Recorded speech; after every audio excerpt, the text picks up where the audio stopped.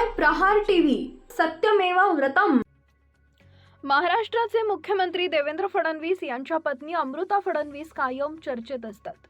अनेक मुलाखतींमध्ये त्यांनी केलेलं वक्तव्य चर्चेत येतं। अमृता फडणवीस सामाजिक कार्य करतच असतात, पण त्याचबरोबर त्या मनोरंजन विश्वातही सक्रिय आहेत। देवेंद्र फडणवीस यांची पत्नी अशी त्यांची ओळखही आहे, पण त्याचबरोबर गेल्या 3 वर्षात त्यांचं म्युझिक अल्बम प्रेक्षकांच्या भेटीला आले। अशातच आता नुकत्याच एका मुलाखतीमध्ये अमृता यांनी त्यांच्या सिनेमातील पदार्पणाबद्दल भाष्य केलंय।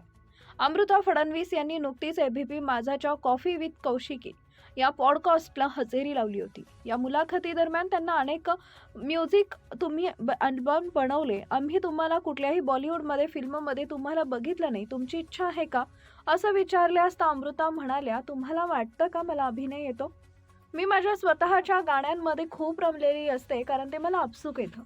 पण जर मनात राग असेल आणि समोर प्रेमाचा सीन करायचा असेल तर मी जन्मात ते कधी करू शकणार नाही। जे मी आत आहे तशीच मी बाहेर आहे। दुसरी गोष्ट, माझ्याकडे चित्रपटांच्या ऑफर्स आल्या होत्या। अनुपम खेरजी आणि 1 ते 2 दिग्दर्शक माझ्याकडे चित्रपटाच्या ऑफर्स घेऊन आले होते, पण मी त्या ऑफर्स खूप प्रेमाने नाकारल्या, कारण मला माहीत आहे त्या रस्त्यानं मला जायचं नाहीये। माझ्या हातात सध्या खूप काम आहे। एकीकडे माझी बँक अजून आहे, शिवाय घर सांभाळायचंय। दुसरीकडे मला रियाज आणि माझे म्युझिक व्हिडिओज आहेत, तर दुसरीकडे माझं सामाजिक कार्य आहे, ज्यासाठी मी वेगवेगळे प्रोजेक्ट्स लीड करते आहे, ज्यांचं काम माझ्या एनजीओ मार्फत चालतं, तर मला त्या कामात काहीही कमी होऊ द्यायचं नाहीये।